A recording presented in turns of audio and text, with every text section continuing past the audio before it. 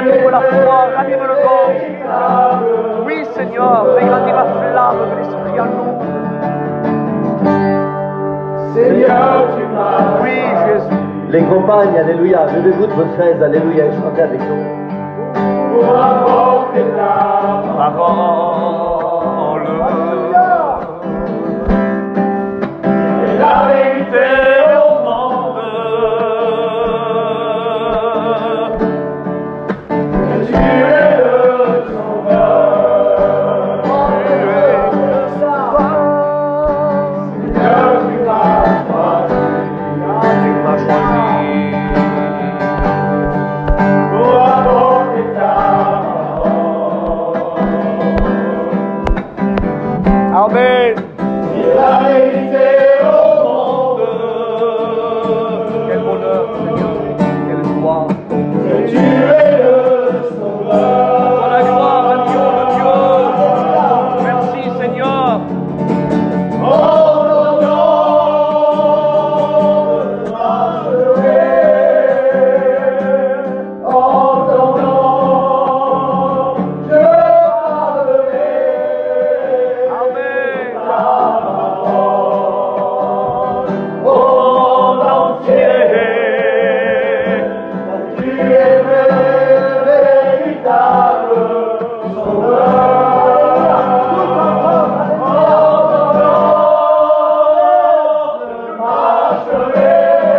Alléluia. En ton nom, Oui, en ton nom. je parlerai. Saint-Esprit, agis puissamment dans le nom glorieux de ton Tu Fils. es le véritable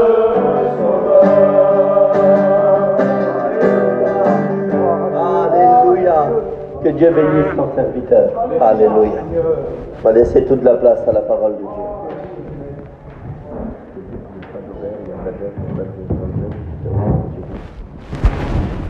Béni soit Dieu.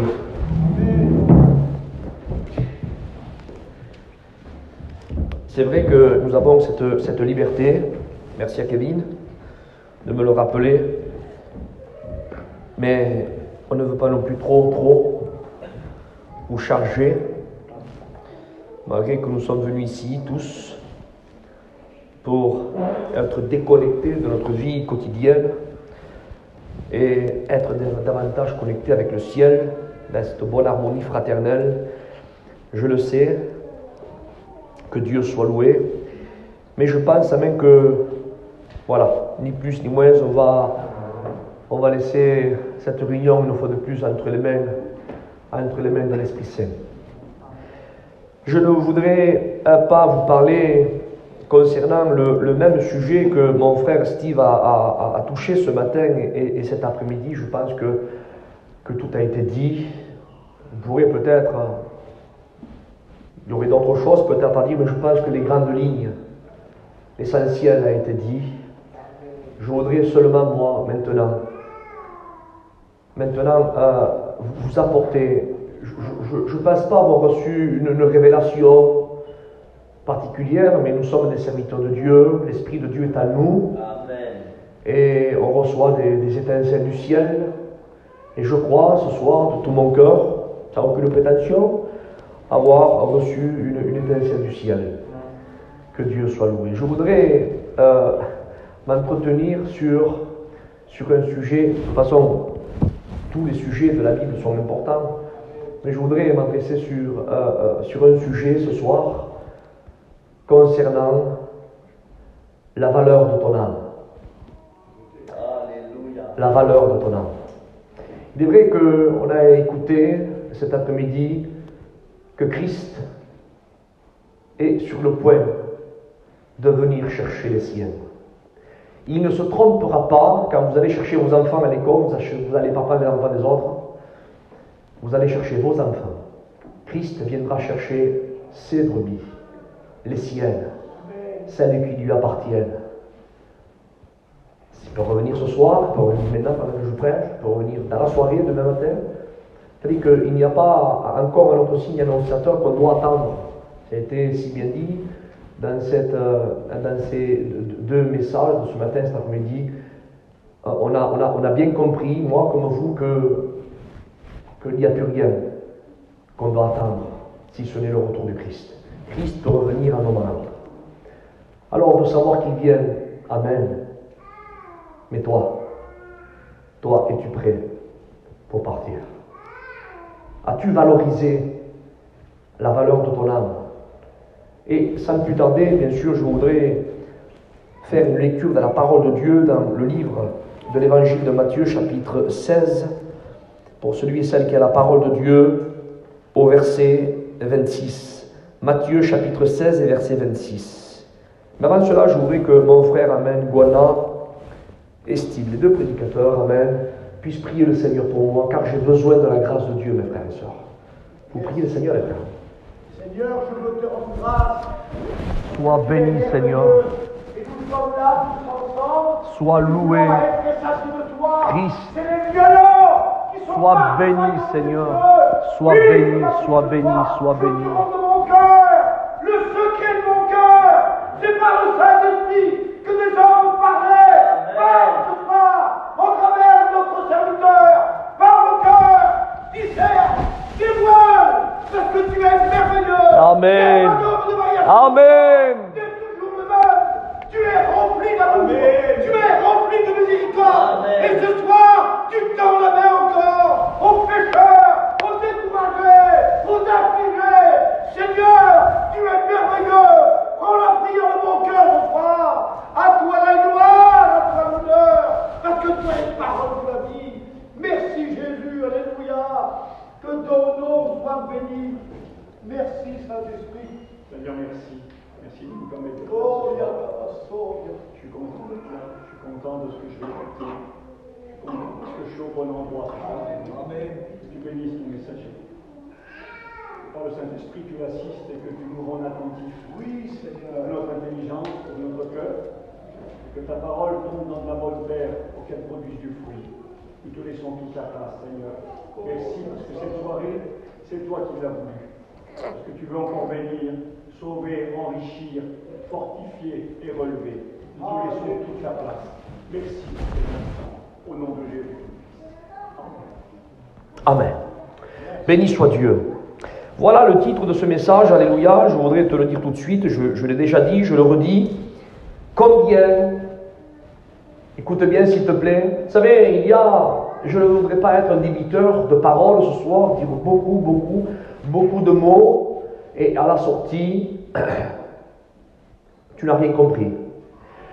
Je me souviens de cette expérience qui me vient à l'esprit tout de suite, là je vous l'ai dit, je me souviens, mon frère, j'ai un frère aîné, il y a de nombreuses années de ça, je me trouvais à Brive-la-Gaillarde, et j'étais avec un cousin à moi, et on va sortir mon frère, l'aîné, Josué il s'appelle, Kevin le connaît.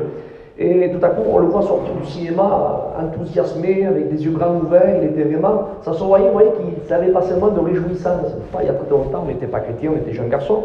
Et tout à coup, il nous regarde et il nous dit: j'ai vu un film extraordinaire. Et de la façon qu'il exprimait, c'est vrai, il exprimait comme quoi c'était un film qui méritait d'être vu, quoi. Mais moi, mon cousin, de la façon qu'il était en train d'expliquer, le film est extraordinaire, on voulait connaître l'histoire, nous. On lui a dit: mais Josué, explique-nous, c'est quoi l'histoire, c'est quoi? Et là, il nous a répondu: ah, l'histoire, j'ai rien compris. Par contre, il y avait beaucoup d'action. Il y avait des accidents, il y avait ceci, mais malheureusement, je voudrais que tu comprennes ce soir, que tu comprennes l'histoire, que tu comprennes la parole de Dieu, que tu puisses sortir d'ici en disant: j'ai compris. Amen. Alors, je voudrais que tu comprennes que le Saint-Esprit puisse réellement, je dis bien réellement, alléluia, faire, amen, ce qu'il a à faire, que Dieu soit béni. Oui, combien, voilà le titre, combien coûte ton âme? Et je voudrais donner une petite réflexion, 2 ou 3 secondes comme ça de réflexion. As-tu calculé combien coûte ton âme? Ou alors la personne qui est à côté de toi, tu pourrais la regarder et dire: combien coûtes-tu? Alors bien sûr, je parle de l'âme, je ne parle pas du corps. Parce qu'il est vrai que des corps de 20 ans, ils ont une vitalité... bien sûr, il vaut mieux un corps de 20 ans qu'un corps de 95 ans, vous avez compris. Mais il est question de l'âme. L'âme qui n'a pas d'âge. L'âme qui ne meurt jamais. L'âme. Combien coûte ton âme? Et t'es-tu posé la question? Combien coûte ton âme? Alors, vous savez, nous les gitans, on est des experts pour connaître les prix du matériel. On connaît les prix des véhicules. Il ne faut pas nous tromper par rapport à ça. On connaît combien coûte une Clio, on sait combien coûte une Mercedes, avec la compte kilométrique, etc. On ne peut pas nous tromper. On connaît le prix des caravanes, telle année, si elle a été grêlée ou pas. On connaît le prix de l'or, j'ai marqué ceci aussi, oui. On connaît le prix de l'or. On connaît aussi le prix de la terre. Si elle est agricole, si elle est constructible, si elle est dans les hauteurs, si elle est à côté de la Méditerranée, si elle est à côté de telle ville, si c'est à côté de tel bourgade ou tel lieu-dit, on sait à peu près combien ça vaut. On connaît le prix de la terre, le prix de l'or, le prix des véhicules, le prix des caravanes. Mais la question t'est posée, connais-tu réellement le prix de ton âme?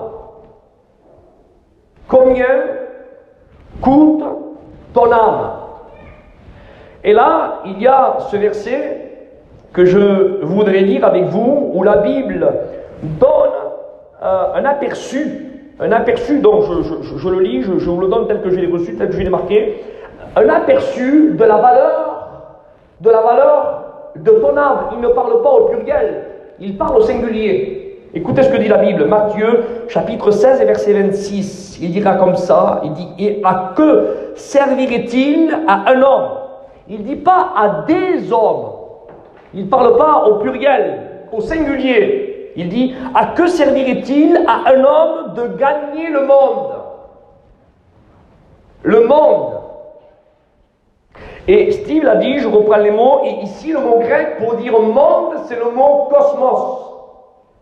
Et le mot cosmos, alors, vous savez que notre Terre, à nous, elle fait partie d'un système solaire. Et la Bible ne parle pas de la terre bleue, de la terre. Il ne dit pas à quoi servirait-il à un homme de gagner la terre. Ça serait quelque chose de pas mal quand même, gagner la terre. Vous savez que dans la terre, il y a l'or bleu, il y a le pétrole, il y a les perles précieuses, il y a le corail, il y a l'or, il y a les villas somptueuses, il y a des villes somptueuses, il y a les banques, les coffres forts, tout ce que vous voulez imaginer. Imaginez que Jésus dirait, à que servirait-il à un homme de gagner la planète bleue, la Terre, avec tout ce qu'elle renferme? S'il faudrait vendre la planète bleue, la Terre, avec tout ce qu'elle renferme, et qu'on le mettrait en billets de banque, là, ici, là. Je pense qu'il y aurait beaucoup de billets de banque. Mais la Bible ne parle pas de la Terre. Il dit, à quoi servirait-il à un homme de gagner le cosmos? Le cosmos, qu'est-ce que c'est? C'est l'univers entier. Alors, je vous dis ce que j'ai appris, bien sûr. Moi aussi, je suis un rabbin comme vous. J'ai appris, bien sûr, par rapport à l'étude de Paillon, mais je vous dis ce que notre enseignant nous avait enseigné. Il nous avait dit que nous sommes dans notre Terre, fait partie d'un système solaire, et notre système solaire est à l'intérieur d'une galaxie. Alors, donc, je vous dis ce que j'ai appris. Pour vous dire qu'est-ce que c'est le cosmos. Et dans une galaxie, il y a 100 milliards d'étoiles. Écoutez bien, 100 milliards d'étoiles. Chaque étoile fait à peu près entre 5 et 7 fois la grosseur de la planète Terre. Écoutez, 100 milliards d'étoiles dans une galaxie. Mais dans le texte, là, il est écrit le cosmos. Dans le cosmos, il y a 100 milliards de galaxies. Et chaque galaxie contient 100 milliards d'étoiles. Et bien la Bible dit, à quoi servirait-il à un homme de gagner les 100 milliards de galaxies? Avec chaque galaxie contenant 100 milliards d'étoiles. À quoi servirait-il à un homme de gagner tout ça s'il perd son âme? Ça nous dépasse. En quelques mots, ça veut dire que le cosmos, s'il faudrait vendre tout le cosmos, eh bien le cosmos entier n'a pas assez de valeur pour racheter une âme. Connais-tu le prix de ton âme? Il faudrait que tu prennes en considération ce que tu es en train d'écouter ce soir. Connais-tu le prix de ton âme? Je voudrais te démontrer avec la parole de Dieu, bien sûr, regardons ensemble, le jour où Dieu a créé Adam. Parce qu'il y a eu un commencement. Le jour où Dieu a créé Adam. Je dis aujourd'hui, connais-tu la valeur de ton âme? Parce que je fais un vol au passé, à un tel vol que je fais 6000 ans en arrière, je vais trouver la première création, là où Dieu a créé Adam, dans Genèse 2:7. Il est écrit, écoutez s'il vous plaît, il dit que l'Éternel Dieu forma l'homme de la poussière de la terre. Il souffla dans ses narines un souffle de vie, et l'homme devient une âme vivante. Donc, j'ai regardé le mot format. Je ne suis pas ici pour faire non plus moi aussi un cours d'hébreu. Je ne parle pas l'hébreu, je ne parle pas grec, mais j'aime bien regarder, chercher. J'aime bien m'instruire concernant la profondeur des textes et pour voir l'exactitude des textes originaux. Alors j'ai regardé le mot former. Quand il est écrit Dieu a formé Adam. Quand il a formé Adam, le mot formé, c'est marqué comme ça en hébreu. Donc je vous donne la signification, je fais grâce du mot hébreu. C'est marqué Dieu a façonné, écoutez, Dieu a structuré, Dieu a fabriqué Adam. Voilà. Voilà la première création, d'accord? Alors tu me diras exact pourquoi tu me parles d'Adam. Pour en venir à combien coûte ton âme aujourd'hui. Et c'est pour cela que je fais un vol dans le passé, que je te parle par rapport à Adam, pour que tu comprennes combien coûte ton âme aujourd'hui. Donc, revenons, Adam a été créé par Dieu, et il dit que Dieu a façonné, Dieu a structuré, Dieu a fabriqué Adam de la poussière de la terre. Et j'ai marqué ceci, l'homme, voilà le prix de la construction du premier homme Adam. Voilà le prix de la construction, c'est-à-dire de la création d'Adam. Voilà ce qu'il a coûté. Il a été fabriqué, structuré, façonné. Et j'ai marqué ceci, combien a coûté Adam à Dieu pour le fabriquer? C'est une question que je pose. Pour revenir, bien sûr, à toi aujourd'hui. Je pose une question. Combien a coûté Adam, quand il fut créé par Dieu, combien a coûté Adam à Dieu pour le fabriquer? Et j'ai marqué ceci. Moi, Isaac, je dis, alors bien sûr, je m'avance en disant ça, hein, je n'en fais pas une doctrine, c'est ma pensée personnelle à moi, hein, ne me faites pas un procès pour ça, j'ai marqué ceci. Moi, Isaac, je dis, aucun effort Dieu a fait pour façonner, structurer, fabriquer Adam. C'est-à-dire que Dieu n'a pas transpiré, n'a fait aucun effort physique pour structurer, fabriquer ou façonner Adam. Parce que Dieu, par nature de Dieu, il est omniscient, omnipotent, omniprésent. C'est-à-dire en pouvant tout, quel effort physique Dieu a fait par nature de façonner, de structurer ou de fabriquer le premier homme? Est-ce que Dieu a transpiré? Est-ce que Dieu, quel effort a-t-il fait? Bien sûr, ça a été le moteur de sa nature qui est amour. Dieu a fait Adam parce qu'il est amour, c'est vrai. Mais retenez s'il vous plaît, ne perdez pas le fil. Il est écrit au chapitre plus loin, au chapitre 3, Genèse 3, Satan, le diable, a mis ses mains sales. Alors j'ai pris mes mots, d'accord, hein, le serpent ancien a sali, le diable et Satan a sali, qui est la même personnage, le serpent ancien, a mis ses mains sales sur Adam et a défait la structure que Dieu avait fabriquée en Adam. C'est-à-dire que Adam portait une structure, puisqu'il avait été façonné, structuré, fabriqué par Dieu. Donc Adam reflétait à travers sa structure, parce que c'est le texte original, c'est ce qui sort du mot format. Le mot format veut dire, je me répète, façonné, structuré, fabriqué. Donc Adam, quand il était façonné, structuré par Dieu, la construction, il reflétait l'image, l'identité de son créateur. Adam reflétait l'image de Dieu, c'est-à-dire la sainteté de Dieu. Est-ce que vous comprenez ça?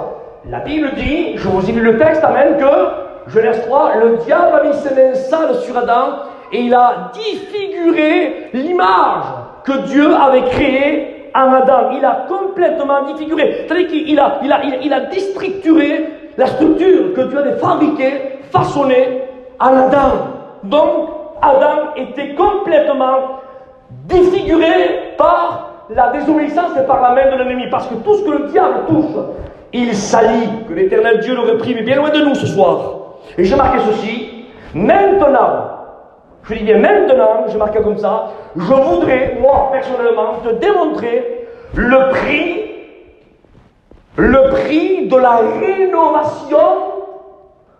Allez, je voudrais que tu comprennes bien. Le prix de la rénovation de ton âme. Que Dieu soit loué. Parce qu'il est écrit dans Genèse 7, il n'est pas écrit que Dieu, ici, il a formé Adam, il n'a pas rénové Adam, il a fabriqué Adam, il a façonné Adam, il a structuré Adam, il n'a pas rénové Adam. Est-ce que vous comprenez ça? Adam étant fabriqué par la main de Dieu, par la nature divine de Dieu, il portait dans sa structure, dans son façonnage, il portait l'identité de son créateur. C'est que Adam marchait et il portait l'image de Dieu. Dieu est saint, il portait l'image de Dieu. Le diable vient, il met ses mains sales sur lui et il déforme, c'est-à-dire qu'il détruit la structure. Et la structure ne portait plus l'identité de son créateur. Il portait l'identité de l'homme déchu, du péché. Et j'ai marqué comme ça, vous savez que certaines rénovations coûtent plus cher que la construction elle-même.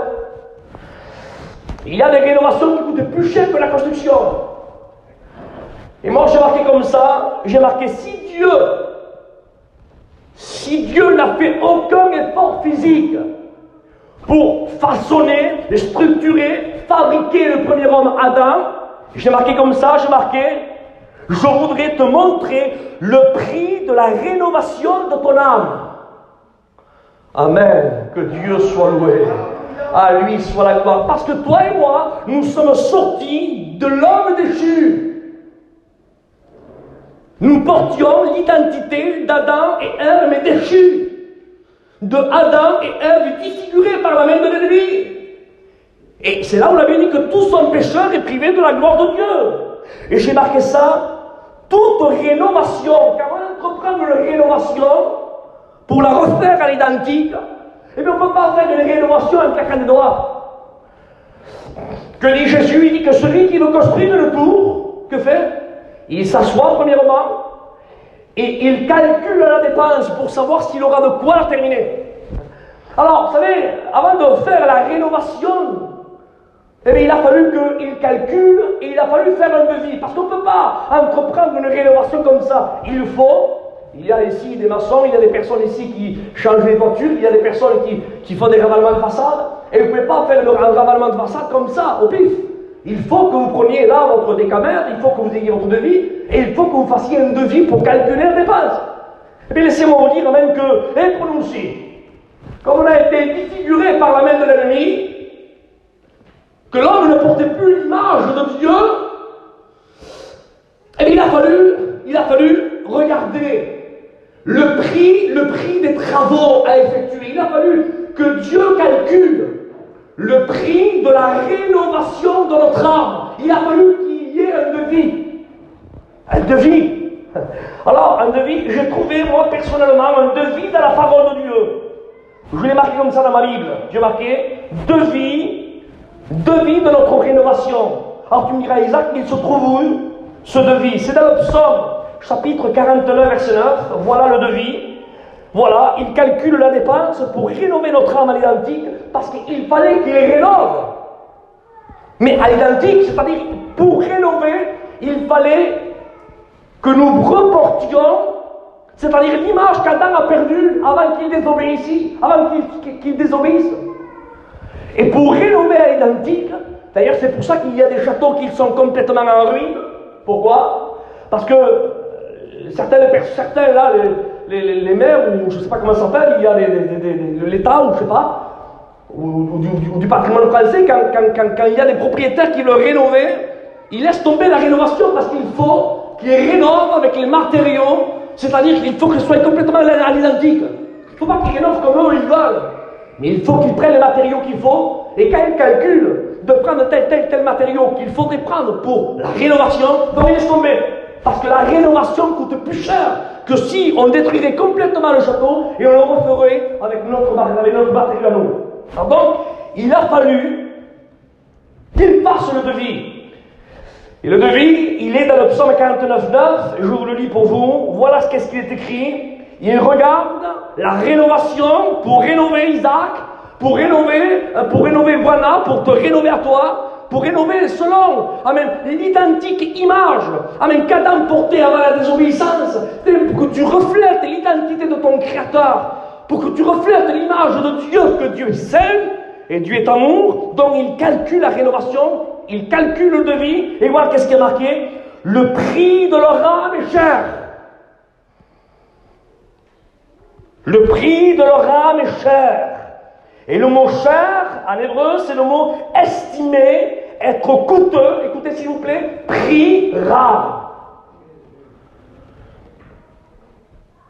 Vous savez, quand nous étions tous déformés par le péché, car nous sommes tous pécheurs et privés de la gloire de Dieu, pour nous rénover à l'identique, pour que nous reportions l'image qu'Adam a perdue, il a regardé la dépense.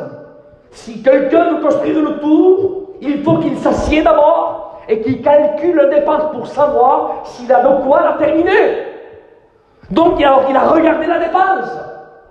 La dépense pour nous rénover à l'identique. Parce que le Christ, il n'a pas voulu nous rafistoler. Comme certains font. Il y a des fissures ici, on met un petit peu de plâtre et ça y est. Non, non, non, non. Christ n'est pas un rafistoleur. Alléluia. Amen. Que Dieu soit béni. Il a calculé la dépense. Dieu a calculé la dépense avant d'entreprendre les travaux. Alléluia. Steve m'a touché un petit peu, il a fait sur moi, il a rappelé le texte de Matthieu, je crois que c'est Matthieu 17, quand Jésus a dit je bâtirai, voyez-vous, je bâtirai. Donc pour rénover, il a calculé la dépense et c'est marqué ceci: le rame est cher.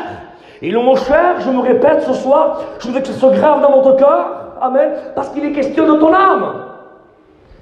Estimer, être coûteux, prix rare. Oui, parce que la Bible dit que c'est ni à prix d'or, ni à prix d'argent.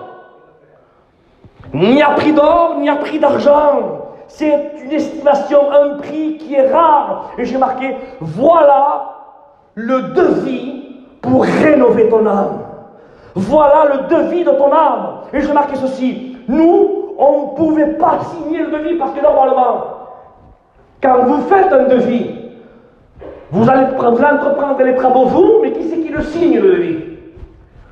Qui c'est qui paye le devis? Qui c'est qui paye les travaux? Normalement, c'est le propriétaire qui paye bien sûr, mais les travaux, il signe le devis. Mais là, bien-aimé du Seigneur, pour la première fois des annales, le propre rénovateur, le propre constructeur, c'est lui-même qui a signé le devis.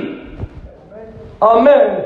Alléluia. Parce que comme le prix était rare, le prix était cher, estimation très coûteuse, et on ne pouvait pas signer le devis, nous. Parce qu'il est écrit un verset avant, au verset 8 du chapitre 41 des livres des psaumes, il dit: ils ne peuvent se racheter l'un à l'autre, on ne peut pas. C'est trop cher. Je ne peux pas vous racheter, vous ne pouvez pas me racheter, on ne peut pas se rénover mutuellement, c'est impossible. C'est pas possible, c'est impossible. Ils ne peuvent.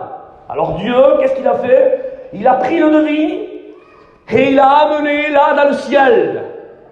Et il a présenté le devis à son fils.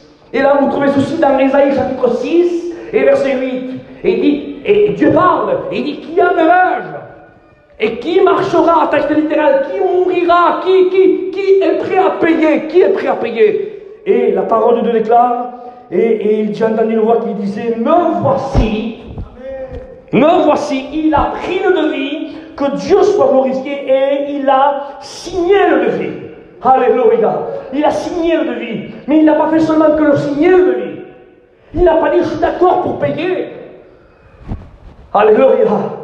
Mais il a commencé, alléluia, il a commencé à entreprendre la rénovation. Et si moi je marquais ça comme ça, je marquais, et si pour construire Adam, si pour façonner Adam, si pour structurer Adam, Dieu en tant que nature divine de Dieu, il n'a pas transpiré une seule goutte de transpiration.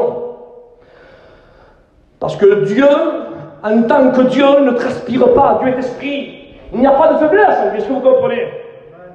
Nous, quand on fait un effort, on se fatigue. Mais Dieu, lui, ne s'est pas fatigué quand il a façonné, structuré, fabriqué Adam. Donc, alors, je donne des ailes à mon imagination. Imaginez Dieu dans son trône. et qui veut fabriquer, façonner Adam, comme c'est écrit. Alors en tant que nature de Dieu, la Bible il dit, et la chose arrive. Il appelle les choses qui ne sont pas, et elles viennent à l'existence. Il a tout créé par sa parole. Dieu est Dieu, les cieux des cieux ne peuvent le contenir. Il est Dieu par nature, il est omniprésent, omniscient, omnipotent. Il n'y a pas de faiblesse en lui. Donc il crée, il fait un moule, il inspire, il souffle à la narine d'Adam, et Adam devient une âme vivante. Et moi, je pourrais poser la question, et Dieu seul sait de quelle façon je le dis. Je ne dis pas ça pour abaisser, mais bien au contraire, pour élever la nature de Dieu, comme quoi, pour dire avec Dieu, amen, il n'a pas de faiblesse dans sa nature, il est omnipotent. Alors moi je dis, Seigneur, en tant que nature de Dieu, tu n'as pas transpiré quand tu as façonné Adam, quand tu as structuré, quand tu as fabriqué. Tu n'as pas transpiré, Seigneur. Et s'il me répondrait, il me dirait, mais non, Isaac, je n'ai pas transpiré, puisque moi je suis créateur, je n'ai pas de faiblesse, moi. Je peux tout, je suis Dieu. Et je dirais, Seigneur, eh bien, tu es mon Dieu, je suis content d'appartenir, que Dieu soit glorifié. Mais ça a été pour la construction d'Adam. Maintenant, je pose une deuxième question. Mais Seigneur, pour notre rénovation, non pas pour notre construction, voilà, pour notre rénovation, qu'est-ce qu'il a fallu que le constructeur qui a signé le devis Christ, qu'est-ce qu'il a fallu que tu fasses, Seigneur? Quoi? Christ était sur le trône, selon les Philippiens. La Bible dit qu'il s'est levé. Seigneur, qu'est-ce que tu as fait, Seigneur, pour nous rénover? Quoi? Qu'est-ce que tu as fait, Jésus? Il s'est levé de son trône. 1. 2. Il s'est dépouillé de la gloire qu'il avait auprès du Père. Amen. 3. Lui que les cieux et les cieux des cieux ne peuvent le contenir. Il a accepté, et pardon mesdames, pardon, mais je dis ça pour glorifier le Christ et pour vous dire, pour vous prouver A plus B, amen, ce que Christ a fait pour nous rénover. Lui que les cieux et les cieux des cieux ne peuvent le contenir. Il a fallu qu'il mesure quelques millimètres, pénétrant dans le sein d'une maman. Excusez-moi de l'expression. Il a fallu qu'il y ait un mois.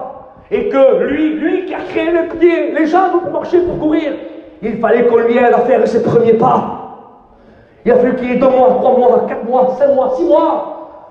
Est-ce que tu comprends ce que je veux dire?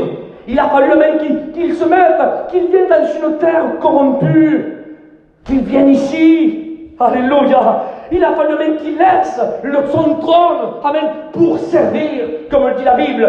Le Fils de l'homme n'est pas venu là même pour être servi, mais pour servir. Il a fallu qu'il vienne. Il a fallu qu'il se mette au service des hommes. Il a commencé à entreprendre la rénovation. Et voilà, qu'est-ce qu'il fallait qu'il fasse pour nous rénover? Alors, alléluia, je te dis ça pour te dire, pour te prouver, A plus B, le prix que ton âme a. Tu n'as pas le droit de jouer avec ton âme. Celui et celle qui joue avec son âme, je parlais avec un garçon hier soir, celui qui joue avec son âme, c'est comme un enfant qui joue avec un diamant entre ses mains et qui le lance, qui ballotte le diamant de 50 carats, un prix inestimable, et qui jouerait, je ne sais pas moi, comme sur un petit ballon, comme une pierre. On le verrait, on dit, mais qu'est-ce qu'il est fou ce petit garçon? Prenez-lui le petit diamant, là, tiens, on vise, donne-moi le diamant, tiens une pierre, il en place. Parce qu'il ne connaît pas, il est inconscient du diamant qu'il possède entre ses mains. Eh bien, les gens qui sont dans ce monde, lorsqu'ils vivent l'évangile, ils sont semblables à ces enfants. Ils ne savent pas avec quoi ils jouent. Tu ne sais pas avec quoi tu joues ton âme. Ton âme a beaucoup plus de valeur qu'un diamant. Ne joue pas avec ton âme. Alors je continue. Qu'est-ce qu'il a fallu que Christ fasse encore pour entreprendre la rénovation? Alors, je me répète, il a fallu même qu'il descende de son trône, qu'il se dépouille de la gloire qu'il avait auprès du Père. Il a fallu même qu'il marche dans la terre des hommes, qu'il ait 1 mois, qu'il ait 2 mois, qu'il ait 3 mois, 5 mois. Vous savez, on lit la Bible, il fait le mot. Mais 1 mois, c'est 1 mois, hein. 5 mois, c'est 5 mois. C'est 1 an, c'est 1 an. Alors Jésus, il a fait 5 mois, 8 mois, 1 an, 2 ans, 3 ans, 4 ans, 5 ans, 6 ans. Il a fallu qu'il apprenne l'obéissance. Pourquoi tu dis ça qu'il a fallu qu'il apprenne l'obéissance? Parce que dans le ciel, Jésus, il n'obéissait à personne. Au contraire, les anges, les archanges, les chérubins, les séraphins lui obéissent. Mais à lui, il n'obéissait à personne.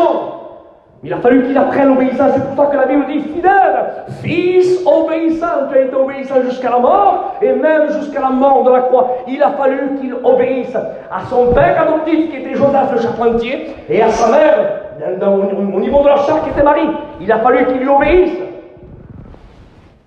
Ensuite, on arrive, il a 12 ans. 12 ans. Et comme Steve a parlé par rapport à 12 ans, Joseph et Marie montèrent à Jérusalem par coutume, ils ont oublié Jésus à Jérusalem. Et ils ont cherché Jérusalem, ils ont cherché Jésus à Jérusalem, ils ne l'ont pas trouvé. Jusqu'à un certain moment, ils l'ont trouvé. Où ils l'ont trouvé? Dans le temple. Ils l'ont trouvé dans le temple. Et il avait, à ce moment-là, il avait 12 ans. Et on lui pose une question. Où étais-tu, Jésus? Et à un certain moment, Jésus répond. Il dit, pourquoi me cherchez-vous? Écoutez, à 12 ans, hein. Il dit, ne savez-vous pas? Oui, toi, Seigneur, qu'est-ce qu'il y a, Jésus? Il dit, ne savez-vous pas qu'il faut que je m'occupe des affaires de mon Père? Comment? Il faut que tu t'occupes des affaires de ton Père. Mais c'est quoi les affaires de ton Père? Moi, je ne sais pas, moi je suis un chinois, je suis commerçant, j'ai un fils. Si Dieu permet dans sa grâce, quand il sera peut-être plus vieux et si Dieu tarde à venir, eh bien, le jour, peut-être qu'il s'occupera de mes affaires à moi et il marchera dans les empreintes. Ça sera un final lui aussi. Ou peut-être s'occupera, peut-être, je ne sais pas, de la maison ou des papiers, des affaires que moi je fais aujourd'hui. Mais Jésus dit, lui, ne savez-vous pas qu'il faut que je m'occupe des affaires de mon Père? Mais Jésus, c'est quoi les affaires de ton Père? C'est quoi les affaires de ton Père? Les affaires du Père de Jésus, amen, c'était rien d'autre que d'accomplir le plan salutaire. Parce que Dieu le Père a préparé le salut. Comme c'est pas le Fils, il fallait qu'il l'accomplisse, il fallait qu'il s'occupe des affaires de son Père. Et il était animé par un moteur. Le seul moteur que Jésus était animé, amen, c'était quoi? C'était d'accomplir, arriver à échéance, frères et sœurs, pour entreprendre une totale rénovation, pour te redonner l'image qu'Adam et Ève ont perdue au Jardin d'Éden. Il voulait te redonner l'image à l'identique. Et à un certain moment, vous trouvez ceci, Évangile chapitre 12 de l'Évangile de Luc, verset 50, Jésus est là, et il marque ceci, il dit, il y a un baptême. Que Dieu soit loué. Il dit, il y a un baptême que je dois être baptisé. Et on a appris à travers nos enseignants, à travers nos professeurs, et dans la parole de Dieu surtout, qu'il y a 4 baptêmes. Alors il y a bien sûr le baptême de la régénération, de la naissance, il y a le baptême d'eau, le baptême de l'Esprit Saint et le baptême de souffrance. Et Jésus dit là, Luc 12, 50, il dit, il y a un baptême que je dois être baptisé. Alors de quel baptême parle-t-il? Il ne parle pas bien sûr du baptême de régénération, il est la vie lui, il est la résurrection et la vie. Il ne parle pas du baptême d'eau puisqu'il a été baptisé par Jean-Baptiste au Jourdain. Il ne parle pas non plus du baptême de l'Esprit Saint, est-ce que vous comprenez bien? C'était lui le temple. Alors, il manque seulement qu'un baptême, et il parlait du baptême de souffrance. Vous savez, moi, quand je me suis donné à Dieu, quand Dieu m'a fait grâce, cela me tardait d'être baptisé, mais c'était le baptême d'eau. Ou alors cela me tardait d'être baptisé dans l'Esprit Saint, cela me tarde. Et je disais à mes pasteurs, quand est-ce que vous allez me baptiser? Alors mes anciens, j'avais dit, mais il faut que je monte à l'école, mais il faut que je sois baptisé de l'Esprit Saint. Quand est-ce que le Saint-Esprit va me baptiser? Quand est-ce que Dieu va me baptiser dans l'Esprit Saint? Cela me tardait, cela me hâtait. Mais posons la question à Jésus. Jésus, cela te tarde. C'est ce que dit la Bible. Cela te tarde. Il dit, il y a un baptême que je dois être baptisé. Il parlait du baptême de souffrance. Et il est écrit du bas, et cela me tarde de l'accomplir. Cela me tarde de l'accomplir. Sachant que le baptême que Christ, qu'il fallait qu'il soit baptisé, il fallait qu'on lui arrache la barbe. Il fallait qu'on lui foute des coups de poing. Il fallait qu'on lui donne des soufflets, des crachats. Il fallait qu'on crucifie ses pieds et ses mains. Il fallait qu'on perd son côté, qu'on laboure son dos, qu'on se moque de lui, qu'il subisse les rilleries. Écoutez ce que je dis. Il a fallu qu'il subisse l'ignominie. Un supplice atroce. C'était le baptême de la souffrance. Il fallait qu'il se donne une expiation, l'agneau de Dieu. Il fallait qu'il se donne sur l'autel. Car le autel veut dire le lieu élevé. Il fallait qu'il se donne entre ciel et terre. Il fallait qu'il prenne nos malédictions, qu'il monte sur le bois de la croix. Et c'était à ce moment-là, qu'il accomplissait, amen, la rédemption. Et c'est à ce moment-là, bien-aimé du Seigneur, qu'il nous donnait, amen, notre entière rénovation. Alléluia. Et c'est comme ça,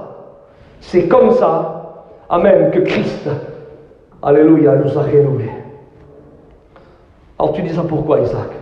Pour te dire ce soir, ne joue pas avec ce qui a une grande valeur. Merci Kevin. Ne joue pas avec ce qui a une grande valeur. La valeur, c'est pas ta caravane. La valeur, c'est pas ton camping. La valeur, c'est pas ton auto. Je connais des chrétiennes, s'ils feraient attention à leur âme, comme ils font attention à leur voiture, à leur camping.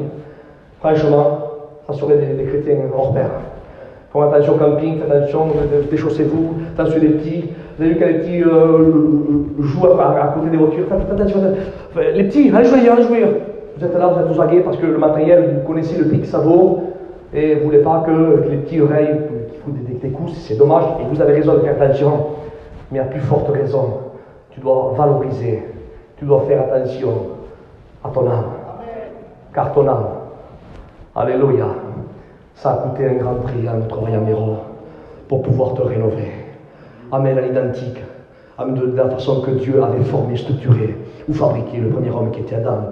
Amen, qui reflétait l'image, l'identité de Dieu. Que Dieu soit béni, l'identité de Dieu. Il reflétait l'identité, je ne sais pas si vous imaginez, il reflétait l'identité de Dieu. Là, quand il marchait, il reflétait l'identité de Dieu. Et parce qu'il a désobéi, les mains sales de l'ennemi, il a complètement défiguré. Et parce qu'il a été complètement défiguré, ensuite, les hommes, à travers cette descendance, est sorti avec l'image du péché. C'est pour cela qu'aujourd'hui, il y a des hommes qui portent l'identité du péché. C'est un buveur, c'est un alcoolique, c'est un fanfaron, c'est un auteur, c'est un crâneur, c'est un bantard, un chicaneur. Il porte l'identité du péché. Or, quand Dieu a créé Adam, il ne portait pas l'identité du péché, non, il portait l'identité de Dieu. Adam était saint. Est-ce que vous comprenez ça? Adam était saint parce que Dieu est saint. Et je vous redis ce que je vous dis, ce que je vous ai déjà dit dans ces quelques minutes. Nous portions l'identité du péché. Et Christ a été disfiguré pour nous redonner la forme qu'Adam a perdue. Que Dieu soit béni. Amen. Je comprends maintenant pourquoi l'apôtre Paul dit, je crois que c'est dans l'épître aux Romains qui dira, il dit, ne vous conformez pas au siècle présent. Et vous savez quel a donné le mot, ne vous conformez pas? Écoutez bien, a donné le mot, ne vous laissez pas modeler par le siècle présent. Au nom du Seigneur, alléluia, ne laissez pas les mains sales de l'ennemi vous défigurer. Ne laissez pas le monde mettre ses mains sales sur vous. Vous portez l'identité, amen, qu'Adam a reçue quand il a été créé par le Père, par le Fils et par l'Esprit Saint. Vous portez l'identité de Dieu. Christ a été défiguré pour vous redonner une marge.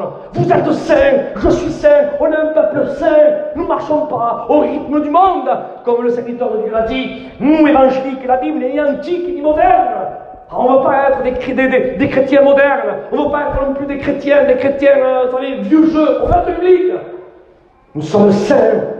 C'est ce que nous sommes, bien-aimés du Seigneur. Valorisons le prix de notre âme. Qu'est-ce qu'elle a coûté à notre vaillant héros? Valorisons. Ne jouons pas avec notre âme. Ne jouons pas. Faisons attention. Seigneur, faisons attention. Que Dieu soit béni. Et à lui soit toute la gloire ce soir. Alors, tu sais, quand tu passeras devant nos beaux campings, devant nos véhicules, même si tu passes devant des palaces merveilleux, tu peux leur dire, ça ne fait pas de toi quelqu'un d'orgueilleux, tu coûtes cher, toi, je ne sais pas combien tu coûtes, mais moi, à côté de moi, t'es zéro.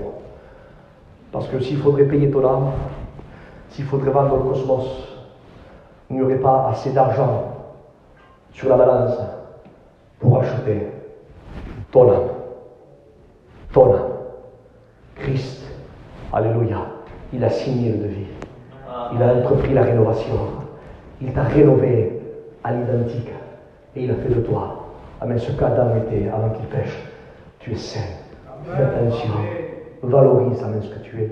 Car bientôt, ça a été bien dit cet après-midi, ce matin, bientôt, celui qui doit venir viendra. Il ne tardera pas dans l'accomplissement des prophéties. Soyons prêts, car rien de souillé foulera le ciel. Retiens fermement ce que tu as. Comme dit l'Apocalypse de 25, seulement ce que tu as, retiens-le jusqu'à ce que je vienne.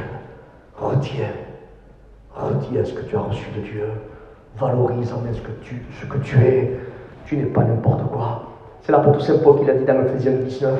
Il dit, vous êtes plus des étrangers, ni des gens de dehors, mais vous êtes des concitoyens, des saints membres, des saints. Voyez-vous, des saints. Des saints, on ne peut pas être membre si on n'est pas saint. Des saints membres de la famille de Dieu. On est saints, car il est saint. Que Dieu soit loué. Fermons nos yeux. Courbons nos fronts. Donne-lui gloire ce soir. Nous te bénissons, Seigneur. Te glorifie, Jésus. Seigneur, merci. Merci pour ta parole, Seigneur. Ta parole, Seigneur, elle nous a rappelé le prix de notre âme. Seigneur, le prix que ça t'a coûté de nous rénover à l'identique. Seigneur, de la façon que tu avais structuré, façonné ou fabriqué le premier homme Adam. Seigneur, merci. Merci d'avoir fait de nous ce que nous sommes aujourd'hui. Tes saints membres, ton Église, ta bien-aimée, ton temple. Seigneur, merci. Merci d'avoir fait de nous ce que nous sommes aujourd'hui, tes enfants. Et nous savons, Seigneur, que nous ne sommes pas d'ici-bas, mais que notre nom figure dans le registre de Dieu. Et que bientôt, Amen, notre Père, que bientôt, Seigneur, notre fiancé, notre époux, oui, bientôt va venir chercher sa bien-aimée. Amen, pour nous amener d'une terre corrompue à un ciel glorieux. Et nous voulons dire, Seigneur, nous t'attendons. Nous t'attendons, Seigneur. C'est pour cela que nous voulons faire attention. Nous voulons faire attention, Seigneur, que nos vêtements ne soient pas entachés, Seigneur. Car bientôt, nous voulons célébrer, rentrer, Seigneur, dans la chambre nuptiale. Nous voulons rentrer, Seigneur, dans le ciel, célébrer les noces de l'agneau. Nous voulons, Seigneur, que ton nom soit adoré. Que ton nom soit béni, Seigneur. Amen. Amen. Amen. Que Dieu vous bénisse.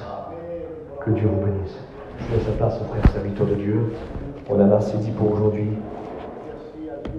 Que Dieu vous bénisse. Alléluia.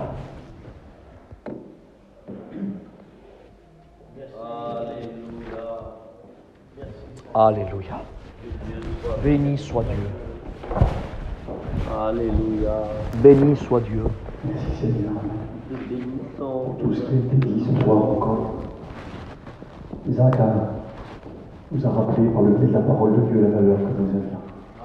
Vous savez, de considérer le prix payé pour la valeur de notre âme, c'est bien. Et encore faut-il accepter le prix du rachat. Amen. On peut avoir été racheté et refuser ce prix-là.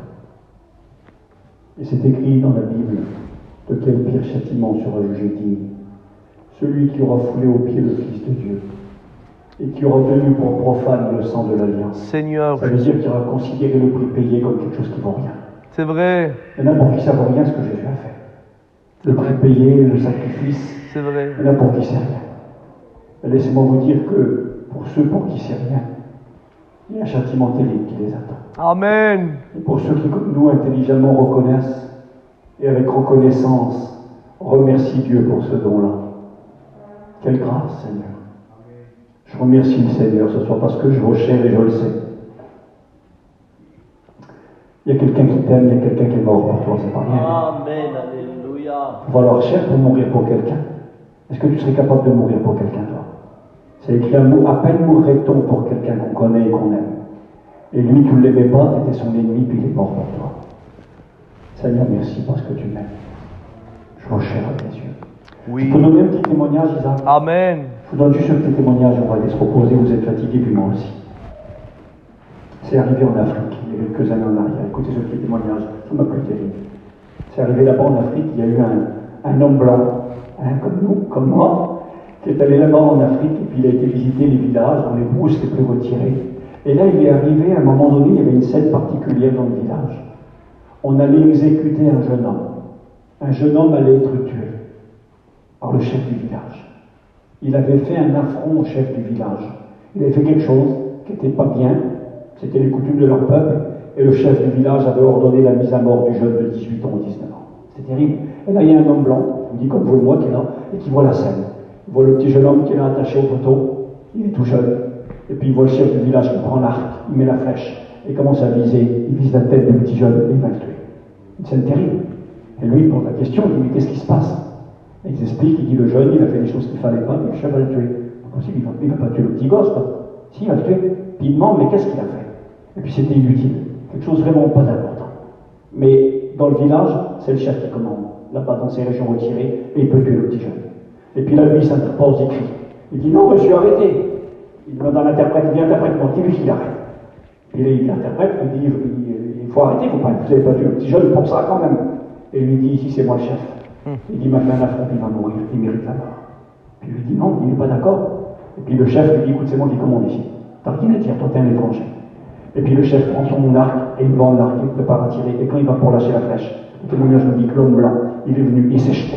Et il s'est mis comme ça dans la flèche. Et la flèche, elle s'est plantée dans le bras de l'homme blanc. Plantée dans son bras. Il a sauvé le petit jeune. Et là, le chef, qui était dans une colère terrible du témoignage, a regardé la scène, il n'a rien compris. Un étranger, il ne sait pas d'où il vient, il ne connaît personne ici. Et il a exposé sa vie pour le petit jeune qui allait mourir. C'est le bras qui a pris la flèche. Et là, le sang a commencé à couler abondamment du bras de l'homme blanc. Et le sang a coulé par terre. Le chef de village, sa colère, elle a fondu comme neige au soleil. Et puis il a fait traduire, il a dit à l'autre, il a dit, dis-lui que c'est bon. Le sang a coulé, je voulais que du sang coule. Le sang de l'homme blanc a coulé, c'est bon. Je lui laisse la vie sauve. Le petit jeune était détaché tout tremblant. La flèche était pour lui, il devait mourir. L'homme blanc avait donné son bras, le sang avait coulé à sa place. Et le petit jeune dit le témoignage, il s'est mis à genoux devant l'homme blanc. Et il a dit, ma vie vous appartient. Je devais mourir aujourd'hui. Votre sang a coulé pour moi. Quel beau témoignage. Amen. Votre sang Amen. a coulé pour moi, je devais mourir. Et l'homme blanc dit, j'avais fait spécial. Je ne pouvais pas accepter que tu meurs. Pour la gloire. C'est pour ça que je me suis mis devant. C'est ce qu'on a écouté ce soir. Amen. C'était le prix du rachat de notre âme. On méritait la mort, on était perdus. Il y avait la colère de Dieu à cause de notre péché. Et puis le coup est parti. Et Jésus a dit, je paye pour eux, c'est ce qu'on a écouté ce soir. Seigneur, je vaux cher. Il n'a pas simplement pris une flèche dans le bras, le Seigneur. Non. Ses mains ont été percées, ses pieds, son côté, son cœur. Que Dieu soit béni. Et à cause de son amour, aujourd'hui, j'ai le droit d'aller au ciel. Toi la gloire. Le rachat de l'homme n'aura jamais lieu par l'homme. C'est Mais vrai. il a eu lieu par le Fils de l'homme, qui Amen. s'appelle le Christ. Amen. Et nous devons être reconnaissants. Amen. Je remercie le Seigneur de tout mon cœur. Amen. Acceptez ce prix petit, croyons-le. Amen. Et puis dans la gloire, nous nous réjouirons avec le Seigneur. Amen. Voilà, la réunion se termine. On a parlé avec les frères, on ne savait pas quoi faire pour demain. Demain, c'est une journée de transition. Il y en a qui partent, il y en a d'autres qui vont arriver demain tout au long de la journée. Et donc demain, il n'y aura pas de réunion, excepté demain soir. C'est ça le frère. Donc demain matin, il n'y a pas de réunion. Vous pouvez vous reposer ou vous pouvez aller vous promener si vous voulez aller vous promener. Et demain après-midi également. Et on fera la réunion pour ceux qui restent avec nous demain soir à 8h30. Est-ce que c'est bien comme ça? Je crois que pour ceux qui restent, c'est bien. Ça nous permettra d'aller dépenser plein de sous à Barcelone. Les sœurs qui rigolent, vous avez carte blanche demain soir, demain dans la journée, allez dépenser au maximum. Ma femme à moi interdit, elle va jeûner, prier toute la journée demain ici, dans l'hôtel. Vous rigolez, c'est une femme de Dieu. Elle va prier demain toute la journée, elle va jeûner. Elle en rigole déjà, elle a déjà fait les comptes. Donc voilà, demain ça sera une journée libre pour chacun. On peut nous reposer un petit peu. Demain soir, et on recommence. Et on repartira pour ceux qui restent avec nous vendredi, samedi et dimanche dans ces programmes de réunion. Michael doit arriver, il est arrivé maintenant, il devait arriver ce soir, l'organisateur du voyage. Bien, merci au Seigneur pour tout. Voilà, pour ceux qui vont nous quitter demain, que Dieu vous bénisse, vous garde. Et puis vous gardez ce que vous avez reçu. Amen. Amen. Plein de bonnes choses vous ont été dites dans ce séminaire. Vous vous souvenez un petit peu les différentes réunions que nous avons eues. Guana a commencé la réunion. Vous vous rappelez le premier message? Il a dit qu'il y en a qui avaient vu un beau film, son frère. Il ne se rappelait plus. Vous vous rappelez de la première réunion qu'on a eue? Qui c'est qui se rappelle? La lettre. La lettre qui doit arriver à destination. Amen. Il a prêché sur le facteur et la lettre qui doit arriver à destination. Il y a des lettres qui s'égarent, il y a des lettres qui se perdent. Vous vous rappelez? Il a parlé de ça. Mais que Dieu voulait nous amener à destination. Et que Jésus était le grand facteur qui n'allait perdre aucune de ses lettres. Et que ces lettres, c'était vous et moi. Vous vous rappelez? C'est ça que tu as dit, c'est ça patron, hein? Voilà, j'ai pas oublié. On va aller à destination. Amen. On va y aller. Et puis bien ce matin, il nous a rappelé qu'il y avait un petit mot pour chacun. Il y avait des béliers renversés. Il y avait des brebis qui étaient mortes. Et puis il y avait les petits agneaux, la petite famille que nous sommes. Et puis que Jésus, le bon berger, était là pour nous. On l'a écouté aujourd'hui. C'est ça? J'étais au réunion comme vous, j'ai écouté. Hier soir. Tu es précieux auprès du Seigneur, il est ton berger. Si tu as été renversé, il va te remettre sur tes pieds. Si tu étais mort, il va te ressusciter. Il va veiller sur ta petite famille, puis on a nos responsabilités, nous l'avons écouté. J'ai parlé un petit peu pour les foyers hier. Je vous encourage à aimer vos femmes et vos maris, à les respecter, à être gentils, à faire preuve de bonté, et que cette langue soit sanctifiée par le sang du Seigneur et qu'elle soit capable de dire des bonnes choses Amen. et de construire, parce que la mort et la vie sont au pouvoir de la langue. Puis je vous ai rappelé cet après-midi, j'ai essayé ce matin, que l'enlèvement était imminent, il peut avoir lieu n'importe quand. On aurait pu dire plein de choses encore, mais vous l'avez compris, il arrive. Merci à Dieu pour ce qu'on prit des décisions. Et ce soir, Isaac nous a rappelé que pour que tout cela devienne une réalité, ça a coûté cher à Dieu. Alors merci à Dieu pour tout ce qu'on a reçu. Gloire à Dieu. On va le ramener avec nous. Amen. J'ai un copain pasteur en Bretagne qui dit ça. Il dit l'évangile, c'est comme le McDonald's. Quelle parabole qu'il a trouvé. Il dit c'est comme le McDo. C'est sur place et à emporter. Alors on a eu sur place dans le séminaire et on va emporter avec nous dans nos régions. Il s'appelle Monologue, le pasteur qui dit ça. Et on va ramener chez nous la bénédiction. Amen, amen. Merci au Seigneur. On peut remercier Dieu. Je demande à mon frère au fond, avec le maillot blanc plutôt, de remercier Jésus pour le bon partage, pour tout ce qu'on a écouté et reçu. Que Dieu nous accompagne, que Dieu nous garde, et que l'on soit prêts tous ensemble pour le Maître qui revient nous chercher. On remercie le Seigneur avec notre frère. Merci de ta grâce, d'être là. Merci, Père. Merci Jésus. Amen. Amen. Merci à Jésus. Merci à Guana. Merci à Isaac. Amen. Merci à chaque frère. Amen. Voilà, que Dieu soit béni. Juste on vous dit un petit mot avant de terminer la réunion. La réunion s'est terminée. Je voudrais surtout remercier tous mes frères, serviteurs de Dieu, les chrétiens, tous mes sœurs, à tous ceux qui ont participé à chaque réunion, dans les témoignages, dans les chants, tous ceux qui nous ont aidés. On demande pardon à tous ceux qui ne sont pas passés, mais ceux qui restent encore pour le reste de la semaine. Eh bien, vous aurez l'occasion de témoigner, de chanter, de partager votre concours dans ce bon séminaire. Je voudrais juste vous dire ça, c'est la dame de l'hôtel qui me l'a dit, parce qu'hier il y a eu un petit peu de plainte, c'est pas très méchant, mais le soir, quand on marchait, eh bien dans les étages, ça faisait du bruit et les gens se sont plaints le lendemain matin. Alors je lui ai dit que j'allais vous le dire, on essaye de faire un minimum de bruit, même pour ceux qui repartent demain matin, afin bien qu'on n'y ait pas de problème avec l'hôtel pour continuer notre séminaire.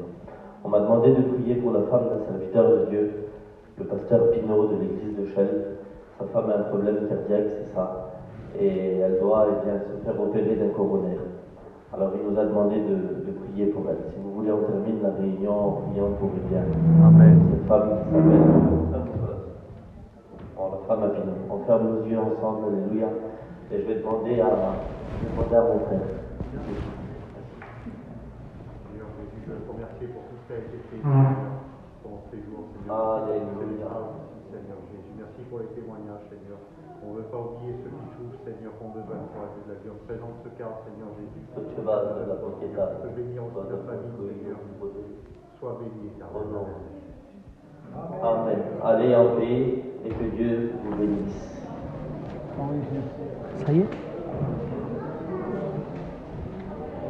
Donc on vous rappelle, pas de réunion demain.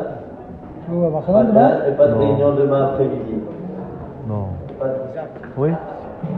Nous, il faut y aller là-bas parce que les frères, ils restent là eux, pour faire leur réunion demain soir. Qui c'est qui est là? Ben, il y a Diwar.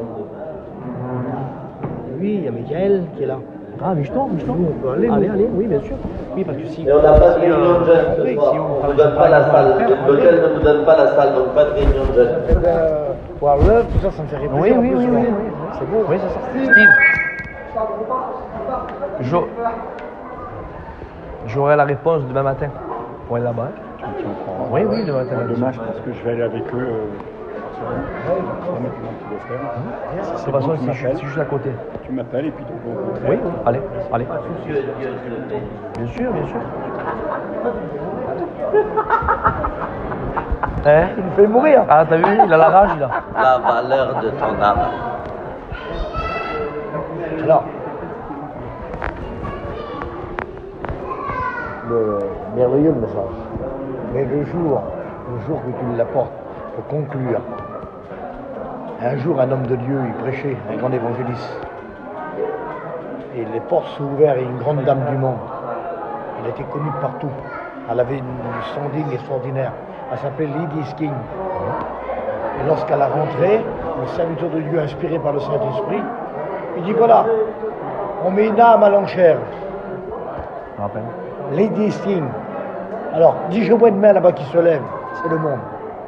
Après, c'est Satan. Ils avaient fait, je crois, un théâtre à Ouais. France. Ouais.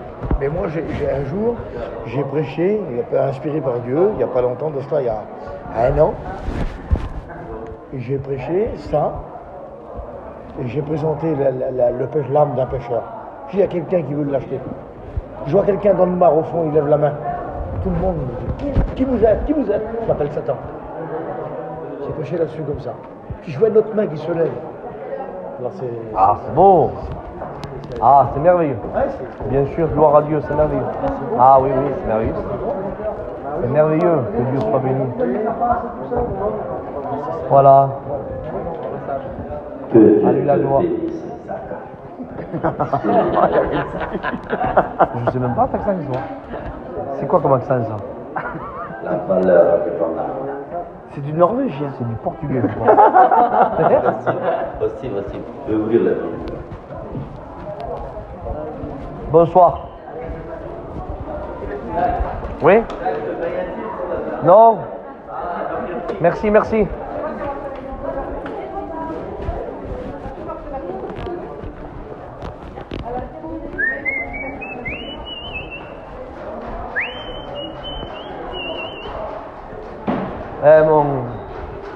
Mon Guana, quand tu calcules bien, quand tu vois, bonsoir, quand tu vois le prix que ça a coûté à Jésus pour nous rénover, il a fallu qu'il nous rénove à l'identique. il a avancé. Est-ce que tu as dit la création, la rénovation un peu plus chère? Oui, la rénovation coûte plus cher que la construction. Ben, Jésus a donné sa vie. C'est ça. Plus que... Oui, la construction, quand ça coûte à Dieu, il passe là. Il n'a pas donné sa vie pour construire la langue. Mais pour nous racheter à nous, il a fait qu'il donne sa vie. Donc la rénovation a coûté plus cher que la construction. Ben oui, bien sûr. Quelle beauté. Ah, j'ai vu quelle grandeur. C'est beau. Merveilleux. Sois loué. Gloire à Dieu. Je vais prendre quelque chose à la voiture. C'est la parole. Oui. Elle est inépuisable. Oui. La parole, elle a une valeur que tu ne peux pas t'imaginer. Ah oui, pardon. C'est spécial. Bien sûr. On est garé où? Je devrais être emballé chez lui.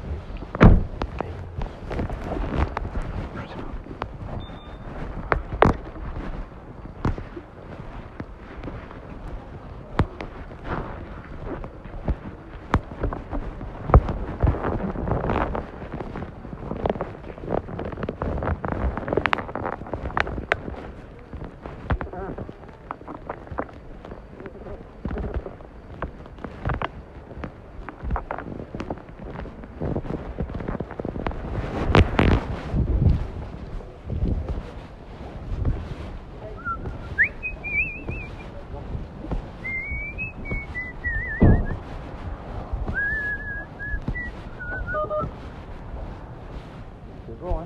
87. Oui, 87. Oh, c'est pas chez moi ça. Non, Ah, c'est la Nouvelle-Aquitaine. oui, c'est la même région. Non, Ouais. j'ai acheté là-bas. À Limoges. Ouais, à côté de Limoges. Et voilà, ouais. C'est bon, hein? Oui. Et te promener? Eh ben non, on n'a pas eu trop le temps, ouais. T'es rentré maintenant là?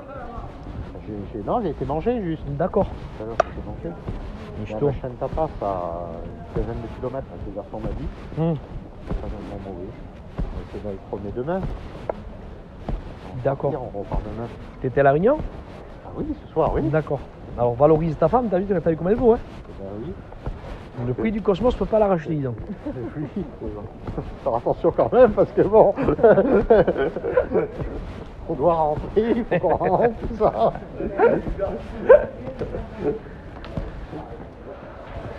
Bon, allez.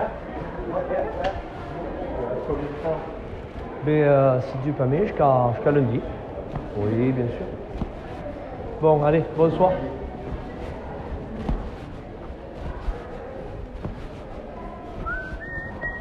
Ah. A ver. Para obtener el wifi. Hay que entrar en la wifi gratuita. ¿Sí? ¿Cómo que al hacer? ¿Cómo hay que hacer? Bueno, entrar en la wifi te sale una gratuita. Ah, espera.